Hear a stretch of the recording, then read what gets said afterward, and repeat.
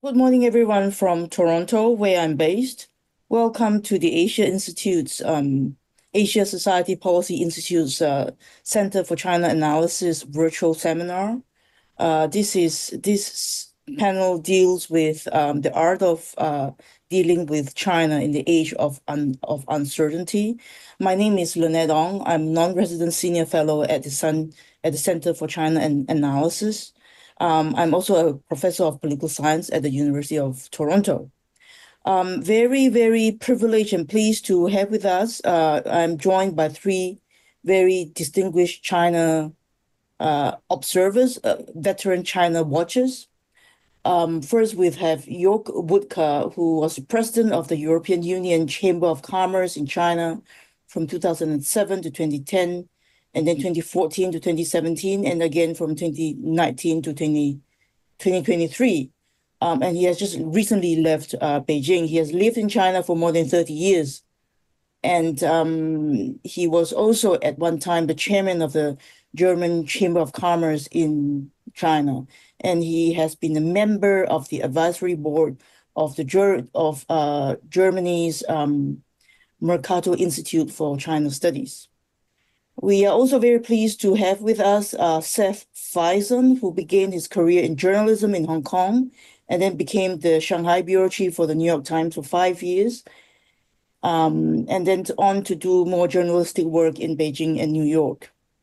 A distinguished writer, he has won a Pulitzer Prize as part of a team covering breaking news at the New York Times, and he's also the author of South of the Clouds, exploring the hidden realms of China, an acclaimed book about political, economic, social change in China. He is now presently a co-leader of Brunswick Group's China Hub. We are also joined by Katja Drinhausen. She heads the Chinese Politics and Society Research Program at Mercator Institute, where her research focuses on the development of China's legal and governance system. So she's a co-founder and author of the Decoding China Dictionary, an online resource that explains China's official interpretation of key terms in international relations. Before joining MERICS in 2018, she works as a researcher and project manager at the Beijing office of Hans Seidel Foundation, where she tracked the development of China's law, governance, and civil society in China. So we have, three distinguished guests who joined us from background of business, consulting, journalism, and Chinese governance and NGO sector. The theme of this seminar is really to talk about, how do we actually deal with China in the age of uncertainty? As a China scholar myself, who have studied China for a long time, I have also witnessed the political and economic cycles that China have gone through. We have seen the opening up and closing of Chinese politics and the economy, the ups and downs of its political system. But I think none as challenging as we have that is before us today. So uncertainty has arisen for a number of reasons. But more recently, I think political tightening under Xi Jinping, as well as the lack of predictability of the Trump administration, are some of the most acute challenges that are facing us. And I think China has undergone significant transformation, particularly in the last decade under Xi Jinping.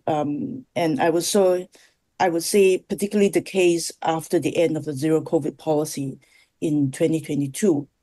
About, from a scholarly perspective, about 75% of the China scholars, I think, have not been able to return to China since the end of the pandemic. And in the academic world, China scholars face the reality of closing archives, forbidden field sites, random arrest, and overall a rather dim future of how the field of China studies may evolve. So that is how things look like from my perspective. So I'm very eager to hear from our distinguished guests who could bring, unique perspective from their respective fields. So I would start with York.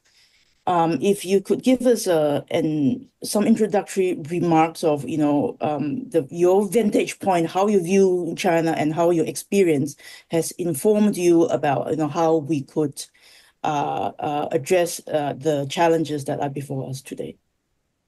Well, thank you, Lynette, for inviting me.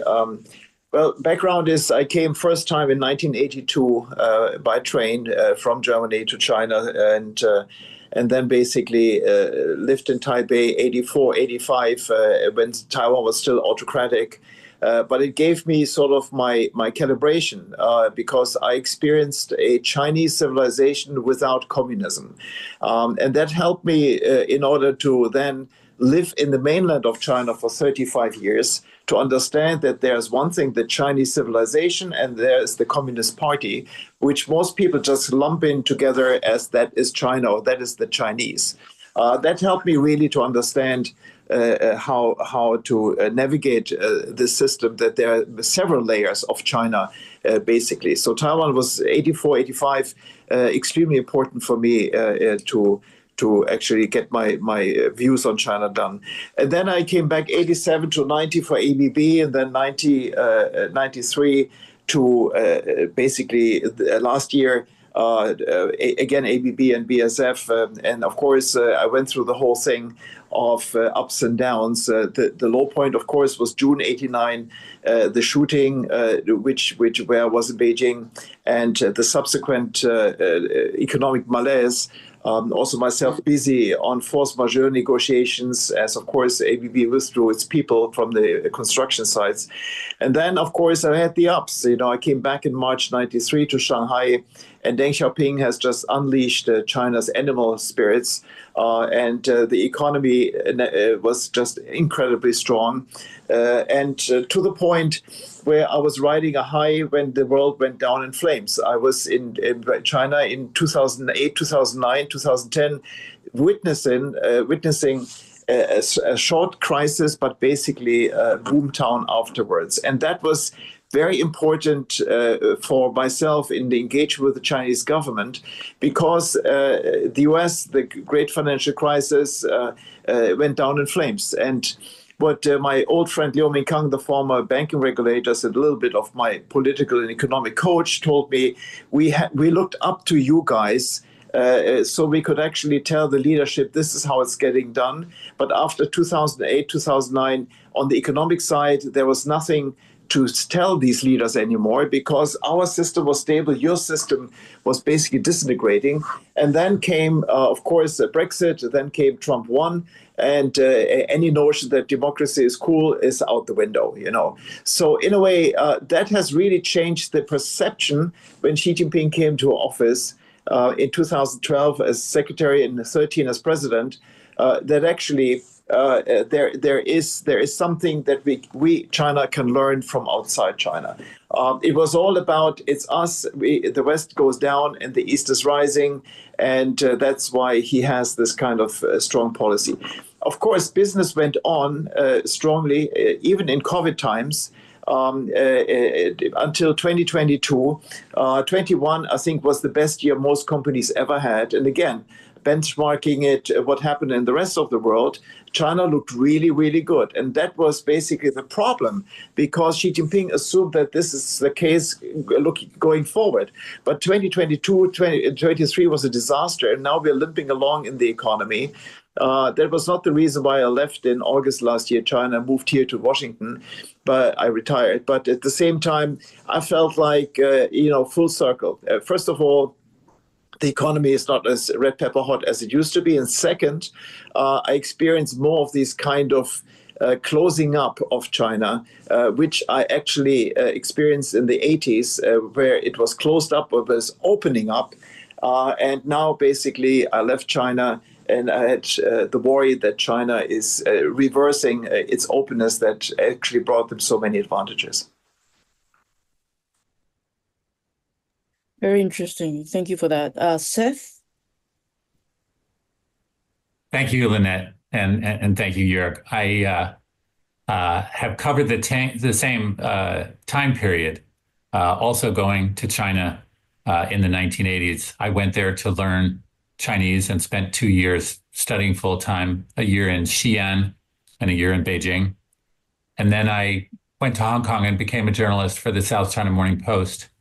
And to my great luck, was sent by that newspaper to be based in Beijing starting in 1988. So I was there in 88 and 89 and 1990. And for a young journalist, that was a life-changing experience to witness such a deep political upheaval and to draw really lifelong lessons about following a deep institutional crisis, detecting the multiple causes and outcomes. I was truly shocked at the amount of wrong information and misinformation in all directions that came out of that crisis, and learned the importance of talking to knowledgeable insiders, being cognizant of history, and constantly striving for clarity and better information. As we all know, China is a complex civilization and a complex political and social reality.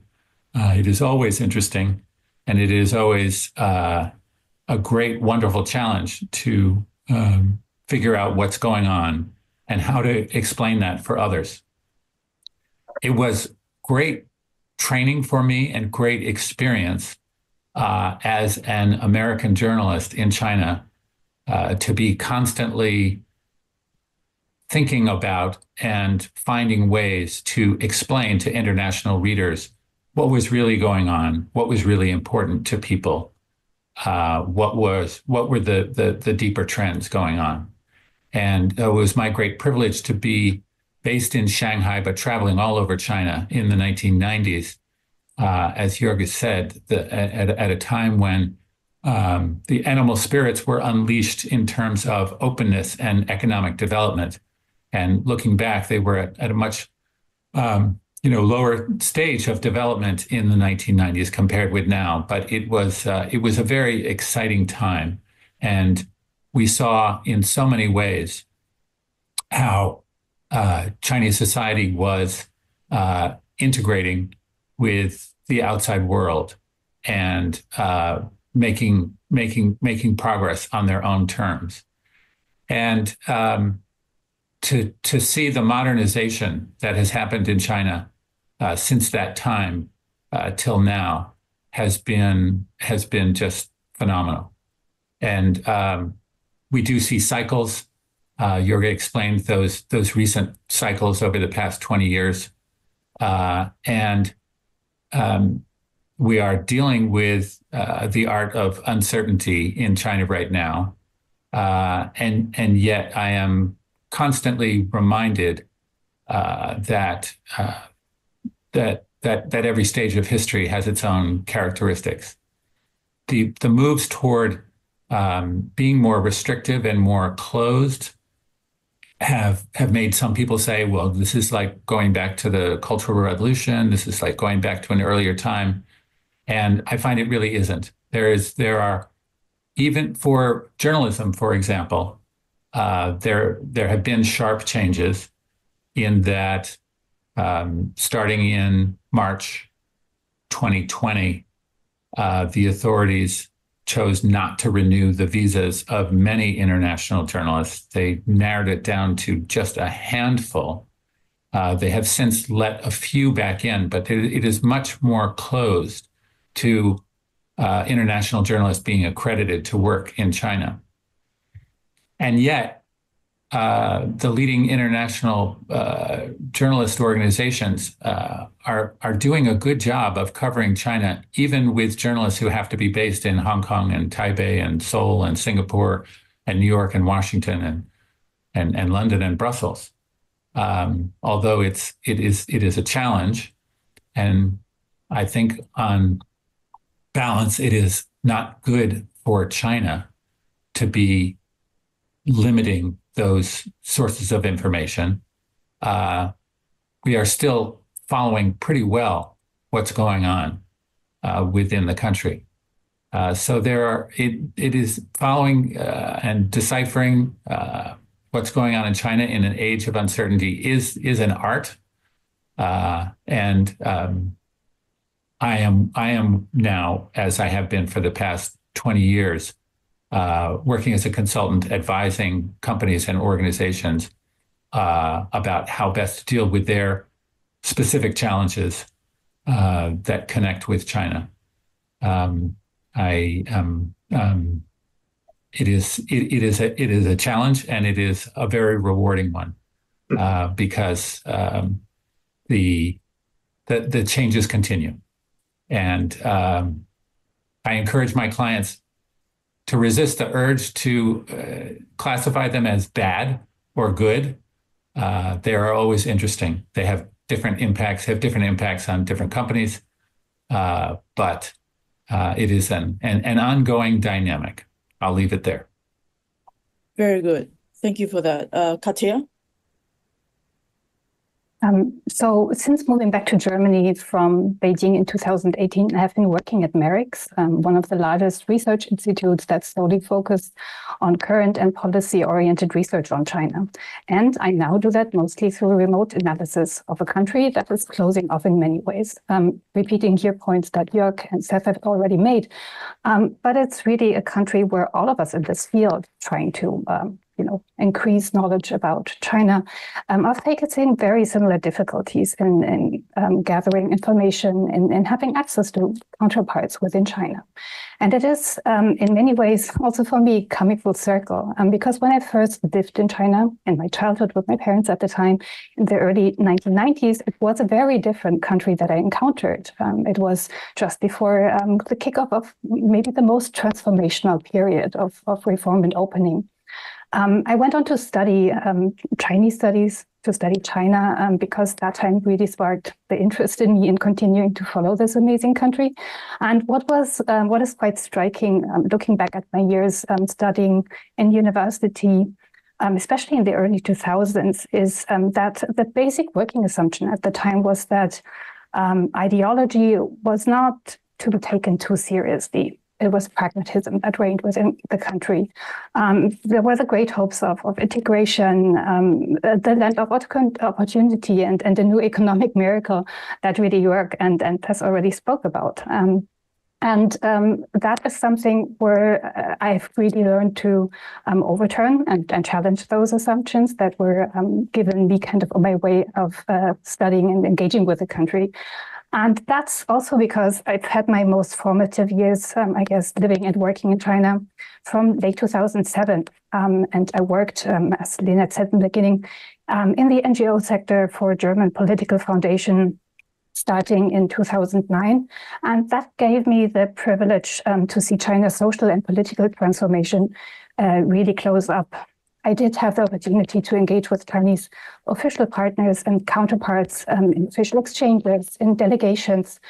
And I really think it's important to also sometimes look back at the supposedly better times under who and when, and think about the initial excitement around the Olympics, but also what happened at the same time. It was a time when you had a lot of journalists in the country that covered arbitrary state action, land grabs, environmental pollution. It was a time of corruption and deep social friction.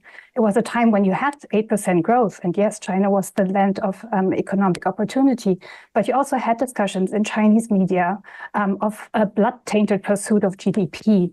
And it was a time where you could really see the trade-offs and side effects of central party policy. And for me, that's a lesson that I really took away and carry into my research on China today. Not just the trade-offs, but also the individual costs of central policy. And that was something really at stark display in the zero COVID policy.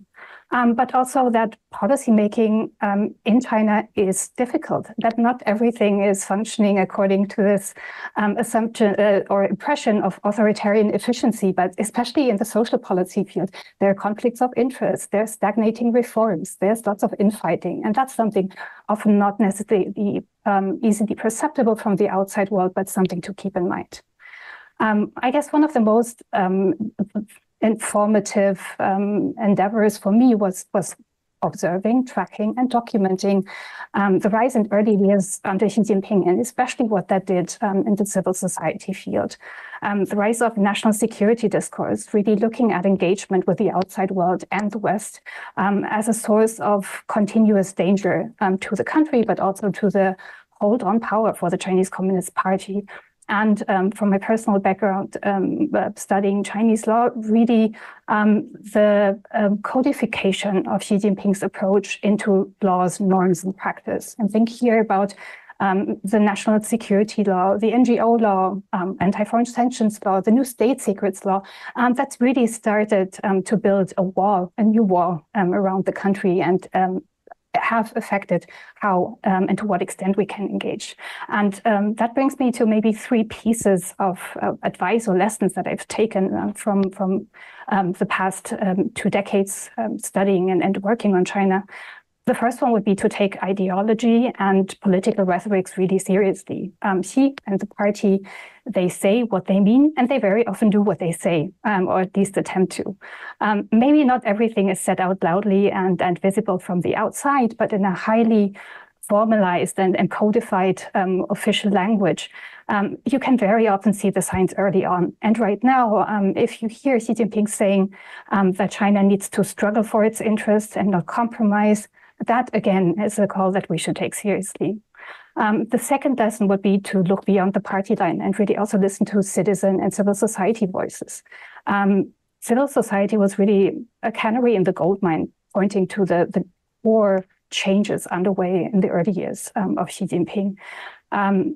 Listening to citizen voices really gave early indications already in 2023, after zero COVID was abolished, that not all was going to be well with the Chinese economy, that confidence was really shaken, and that there's a fundamental shift really in how entrepreneurs, but also society more broadly, maybe looks at the governance system, but also future prospects for themselves. Now that may turn again, but listening to voices outside of positive messaging of CCP cadres and officials fulfilling their tasks is an important avenue for us to better understand the country. And maybe as a last point, get ready for less transparency and even more difficulties, and really invest in talent, in new approaches when it comes to studying China. Remember, China is global now, right? So in a way, we have come full circle, but we also live in a different era where we can look at China's engagement internationally, traces, information we get from other parts of the world to look back into China in a way.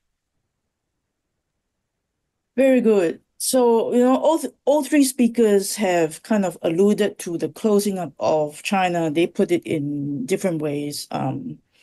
Whether this is about, clients not able to access China, or we have to figure out kind of new approaches to study China. So my first question to the panelists, all three of you, is what advice would you give to your clients when they come to you, say that, I have got trouble, people that used to speak to me has stopped taking my calls, data that used to be available that we can analyze trends from, the government has stopped publishing it, or the data is no longer available, or during zero COVID, I can't travel to China anymore. And how am I going to make business decisions without the inability to access data and talk to people in China? What sort of advice would you give to them, given these challenges, which are very commonplace now? Maybe I start. There are always smarter people than myself or others that actually can decipher China. Again, Merix and Katja and their team basically have a lot of specialists. If you read their stuff, you actually get a pretty good feel about what's going on in the economy, what's going on socially, and so forth. So in a way, there are outlets that actually you can trust because they do damn good professional business and surveys. The other action is, of course, going to China directly, having a look, speaking to people on the ground. It is harder this way now to Chinese nationals, but you can still find people that you can actually get a good sense of where the economy, for example, is heading. Again, you can take the GDP data at 5% growth as face value, or you look up Rhodium and Logan Wright, who writes about peak China, and he believes that China has been growing last year, for example, by 2.8 to 3%, which I think is far more sensible. So if you are in business, you actually want to sort of scout around and find the person or the people that actually can help you to get a good feel for this. Data sets are notoriously difficult in China, of course, but there is a sense of plausibility. For example, if you look in 5% and then you look into diesel, for example, diesel consumption. I mean, there are trucks going left and right. And you can see that if there's a decline in diesel consumption, there must be a decline in logistics, and there must be basically a rougher economy than it is announced. So in a way, the other thing is then, of course, you have to watch, as Katja said, China is becoming more global. You have to watch that space where China is heading, in business in particular. China is exporting like crazy. And the exports are partly on the back of a limping economy back home. And so if you're in business and you have maybe some business in China, but you have to watch your business elsewhere, the global south, for example, where the overcapacity is now coming really, really strong. So it's not just China you're dealing with Chinese entrepreneurs and Chinese companies. And then the last one is, of course, that you have to be humble about the fact that China still has a lot of firepower. Even though the economy is limping along, and even though that maybe the politics looks a little bit more weird, at the same time, you have these guys that develop DeepSeek. You have the fellows that actually are coming up with incredible new developments. China's notoriously not good at research, but they are absolutely world champion in development, in developing products, processes differently. They're faster, cheaper, and so forth. And that's what you have to face as business person. So when you want to find out about this, you are in competition in South Africa or Brazil. That's when you can actually figure out how good the Chinese products are, even though you might not be too engaged anymore in China. Very good. And just to build on that, every client I deal with has a specific, different perspective, need, circumstance. No two clients are alike. But that said, we do recognize things that will be helpful for all clients. And I would mention 4. One is the absolute importance of consulting with knowledgeable insiders. In whatever industry it is, for whatever perspective is needed, it is always important to get to knowledgeable people and get their perspective, often informally, so that they can speak honestly. Number 2 is be aware of the history and circumstance. Do not get fazed by the latest chatter about how the Chinese economy is suffering so badly. The overall economy is very resilient, and different industries are advancing at different speeds. So stay focused on the true circumstance and look past the headlines. Number 3 is have a mindset of constant evolution in terms of getting clarity and perspective on information. There are developments every day that can better inform decision-making. And 4th is stay attuned to political developments. The authority and the force of the Communist Party leadership is strong, and political trends vary. They go through cycles, and staying attuned to political developments will always serve everyone well. Over to you, Katja. Actually, I'll build on what both of you have said, maybe adding a few points here on, how to conceptualize, I guess, approaches to expand and update your knowledge about the country. I guess the first thing that I would do, or we actually consciously do in our research, is to, if you get the positive official framing numbers, look for counter discourse, look for sources that can help you right size, reassess, kind of correct your first impression. Just don't take the positive spin and the headlines for granted, especially if they come from state media. But also don't discount it entirely, right? I mean, we're talking very often about the authoritativeness or truthfulness of Chinese sources. I do think it's good to keep in mind that it's a mixed bag. The same statistics from the same ministry can be at times very accurate or highly misleading, depending on how politicized a certain question or topic is. So again, just look at whatever sources from, when it's about the employment market, look at local gazettes, look at local reporting about the state of employment or unemployment, even social media, right? On every topic, there may be a source or two or many that can help you just get a better contextual assessment of how and to what extent you can trust official numbers. Secondly, I guess be agile in your research approaches. The kind of truthfulness, veracity, trustworthiness of the same institutions, numbers and publications may change depending on the circumstances. So it's always good to recalibrate how you try and answer a question with every single client research question, and even year that you try and answer the same question again. Last but not least, I think it's really important to mix research approaches or approaches of how to gain a better understanding of the country. As Jörg said, it's really important to travel there. It's really important to talk to people.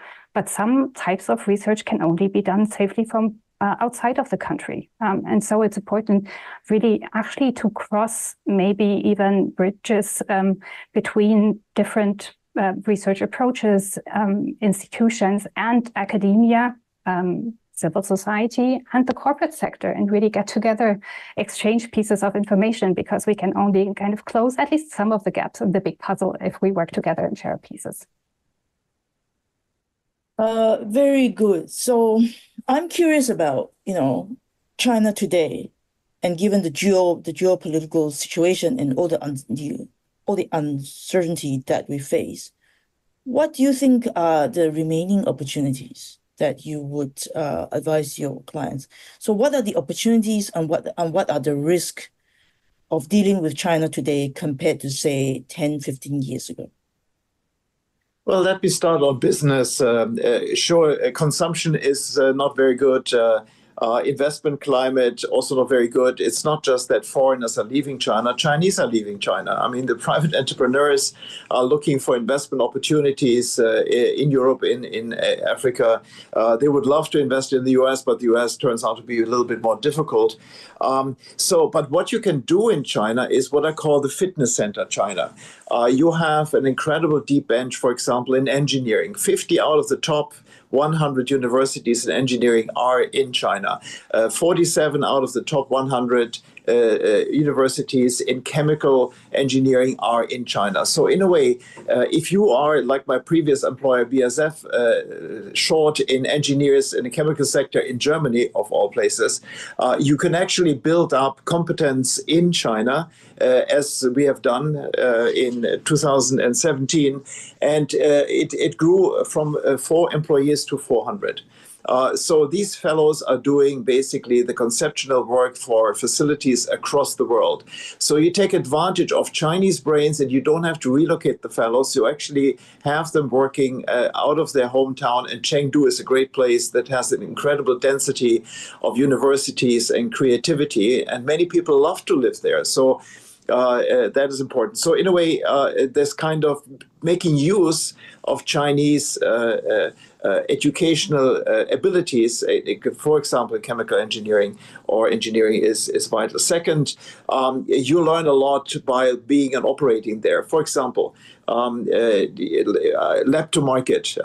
China is incredibly demanding. The customers are changing their taste buds every time.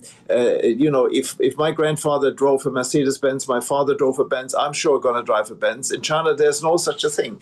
If the car is not cool, I change brands right away. And so you have to be really, really fast. And lab to market, I remember when I was guiding the German Prime Minister of the Palatina German state in the southwest through the R&D center of BASF in Shanghai. She looked at this and said, "Oh, very interesting. How long did it take?" And the guy said, 12 months. "Oh, and how long does it take in headquarters?" 18 months. "Oh, how is that possible?" It's possible because you have a different relationship with your customer. The customer actually demands you to do it in 12 months. And if it's not perfect, then it's not perfect. You can do it again. And in Germany, you have to have always a suspender and the belt in order to make sure the pants are not dropping. So it is notorious how long it takes in some Western labs in order to get the stuff out of the market. You learn a lot in China in order to take more risks in that segment. And last point, when I was going to the BMW workshop shop here to look at cars, the guy realized I'm German. He said, "Oh, you have to buy the 7 Series, it's a German car." I said, "Yeah, it's a German car. It's built in Germany, but it is totally designed in China. So you have incredible design abilities in China. So in all of these cases, you have actually the ability to learn in China without having any goods crossing the border and making policymakers in Washington excited." Yeah, I agree. I think opportunities abound, and the engineering that's going on in China right now is just phenomenal. Joerg, thank you for mentioning Chengdu. I went to Chengdu in September to see an exhibition of 55 different brands of electric vehicles. And it really was mind-blowing how advanced and innovative and impressive they are, and all virtually on the market for lower prices than equivalent cars are available in the US and Europe. The level of engineering and creativity and beautiful design was just mind-boggling, and the speed with which these companies have produced new products it's also appears to be constantly accelerating. Now there's expected to be a shakeout in the EV industry in China because there's so many different companies and they're competing hard. But for international business, there is a lot of opportunity working with engineering in a number of different sectors. And it's my advice to everyone is hold on to your hat, because it's moving faster and faster. DeepSeek also, is just a great reminder, a great metaphor for how advances can happen even under conditions and restrictive conditions that nobody expected. When you put restrictions on an industry, it can often force people to become even more creative. And we're seeing that in China now. Katja? Well, I think both Joerg and Seth really spoke quite highly about the opportunities already. So I'll maybe add a little twist to that by first, obviously agreeing that China is still the place to be, or actually even more of a place to be than ever in the past when it comes to innovation and some recent breakthroughs. But I guess that makes it even more important to seize these opportunities well and be mindful of potential risks, of the limits of opportunities, if you will, because especially in the area of scientific cooperation, academic exchange, joint research, and R&D, there's definitely a fear of missing out by not being in China and not engaging. But there, I guess, what counts really is an informed way forward, where you are well aware and well informed about, for example, changes in Chinese data regulation, IP protection, where if you look at top-level state policies, it's really about keeping data, but also keeping the IP advances, the technological advances resulting from research within the country and making sure that it's China that moves up the value chain, despite all the opportunities that are there for multinationals, for others to engage. And also maybe as a last point, for those that are in fields where the country is still rolling out the red carpet. You are engaged in meaningful, productive collaborations, to keep in mind that others experience and are experiencing a very different side of the country. And Lynette, you spoke in the beginning about harsh restrictions that especially those in social sciences and in political sciences working on China on critical topics really face. And accepting that it's, in a way, two sides of the same coin. And, reap the benefits while you're still on the good side, I guess. Very good. So in some sectors, China is actually doing very well, such as in clean tech, high-tech sector, semiconductors, and EVs. But China is also ultimately an authoritarian country. So from your perspective, when you advise your clients, how do you square kind of an innovative China with its very close political system? You would imagine that some way they have to meet. And would there be a bottleneck to the way in which that China's innovation will hit the ceiling because the political leaders are not willing to open up the space for free discussion and creation of ideas? Well, that was my constant theme as chair of the European Chamber, that actually I always strongly felt that China can do better. It sounded ironic in many years because China actually did extremely well. But now basically they've plucked the low-hanging fruits, and they have these headwinds from their focus on state-owned enterprises, for example, the kind of political rhetoric that is unnerving private entrepreneurs. So in a way, I see it actually that many of my former neighbors in this privileged compound in Beijing were venture capitalists and so forth. 1/3 of the houses went dark. And the fellows moved to Dubai, Tokyo, Singapore, and other places where they felt like, A, they are less politicized, and B, there's maybe better margins, better business going on.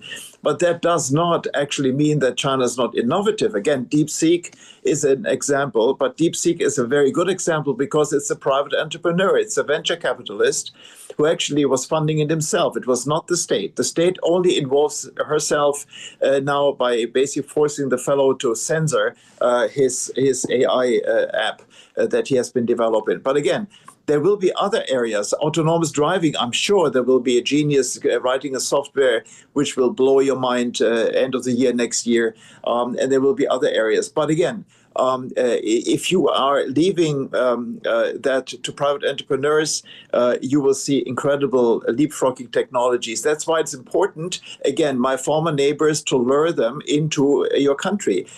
It's a pity that US is closing up, and I always advise European governments, you have to get these guys over there in order to actually bring the technology to Germany, France, and Spain, for example.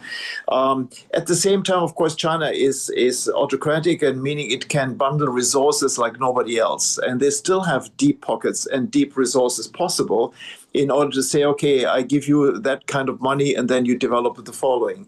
But again, it is something where China is good at development. In this environment in China, with this kind of low margins, nobody does real serious research anymore, with the notable exception, of course, maybe of BYD and Huawei. And that is the basically the headwind that China is facing in the future. They could do so much better today. Yeah, I fully agree with all that. And for international business, it really is alarming and chastening how much the security forces have been empowered. And we see many instances when they are acting in ways that are very perplexing and are hard to explain and hard to justify, and seem to be just motivated by officials in the security apparatus exercising their authority and power to a degree that we had not seen before. And we sometimes wonder how much the leadership is aware of just how negative that is, for China's overall development and for cooperation with international business. Lynette, it is a dilemma, absolutely. The exercise of government authority in a society and economy that is striving to be more modern and innovative. There are constantly clashes. And I'll also add, it's very striking for someone like me when I interact with Chinese officials, how much their mindset is completely embedded and supportive of the public sector, the state-owned enterprises.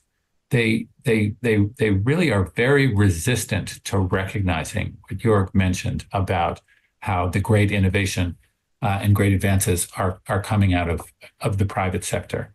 That's just objectively true. And yet it is something that the authorities really resist recognizing and appreciating. So that's just another part of the ongoing dilemma. Katja. I think the core point here is that there is freedom to innovate, at least in the sci-tech field, not in the political sense, not when it comes to questioning ideology, the kind of framework set by the party, right? And that's something that is now baked into the system, that's baked into education in curricula, that's solidified through new laws, such as the patriotic education law, defense education law, so something where we see this kind of dual track development in science and academia and in engagement, especially with Western countries, really becoming quite a permanent fixture of relations. Open doors on the one hand, filters, screens, and closed doors on the other. And to some extent, that is really closely related to what Seth just talked about, the rise of the security apparatus. And I mean, Lynette, you've done phenomenal work on especially kind of more repressive sides of the system. And that is something that also carries into the innovation field, right? China was at the forefront when it comes to facial recognition, when it comes to content monitoring, censorship, building solutions, good customer friendly solutions that are also exported to other countries. And innovation is also happening on the repressive side of the system. And I guess that's something just to keep in the back of the mind when it comes to considering also ethical and reputational risks when engaging with highly innovative counterparts on the Chinese side. And maybe kind of as a bigger overarching point looking forward, it's important not to underestimate the country, obviously. And China does have, as Jörg just said, deep pockets and is really invested in winning the tech competition, right? But that also means that this money isn't going to other areas. It isn't necessarily going to, for example, social policy, really changing the social security system, getting the pension system ready for China's big process of going through demographic change in the coming years. And we are talking here about what citizens will have in their pockets in the future. We are talking about what extent a big Chinese market can be the consumers of the future. And that's something where we are not seeing a lot of investment from the government, from the national level, but also quite empty coffers at the local level. And maybe that is what brings me back to one of my favorite topics of trade-offs and really the necessity to also look at the non-state side of things and how society more broadly is faring under the current policy course. Very good. We have about 11 minutes. I'll open the floor to live Q&A, so please submit your questions on the chat box. So I'll just read out the questions and you can address them if they are relevant to you. What, if any, adjustment might the European Union make to its China policy in light of the much less predictable policy in the US and potentially less stable political arrangements in both France and Germany? Well, I guess the wiggle room for European decision makers on China will be much more narrow. I think Donald Trump and his people will make sure of that. Are you with us or are you against us will be the thing. And so in a way, also China in the Trump 1 administration did not really, while Europe had a trade war with the United States, not really forthcoming and helping Europe in the sense of opening its market for European products, making it easier for European investments. So the charm offensive that sometimes is in rhetoric didn't really translate into any feasible business that came out of there. So in a way, China certainly is not going to change the political system for sure. So that leaves it less charming in the view of many European citizens. And so I don't expect anything more positive, honestly speaking. It's a bit depressing to say that. The optimism in me says that if everything stays the same already, that will be a gain. Very good. Anyone else wants to have a go at this question, or should we move on to the next one? Nothing for me. Okay. Next question. Do you think that Xi will look at the growth rates experienced by India and it will push Chinese government to really introduce meaningful levels of stimulus to boost the domestic Chinese economy in order to compete with India? Well, I'll just say we know the Chinese leadership pays attention to not just to India, but to all major economies around the world. But in a word, no, they're not going to make a major, she's not going to make a major adjustment just based on what's going on in India. As you know, India and China have a long, complex relationship. It's interesting to see the competition between the two now. But I would say India's developments in India will factor in to Chinese decision making, but will not steer it. And let me point out that if China grows 3% and India grows 8%, the volume is much, much bigger because the cake is bigger in China. Very good. Where do the panelists see the main impact of the rapid demographic decline in China? Maybe the major impact of demography. Maybe I can start tackling that question. Sure. I do think that the first big question that is at hand is the sustainability of the pension system and basic care in old age more broadly. The Chinese Academy of Social Sciences warned as early as 2019 that the system was under threat to run out of money essentially by 35. There's different assessments, discussions amongst Chinese policymakers and experts of how the situation looks today after quite exhaustive years of zero COVID and kind of the economic impact of the pandemic.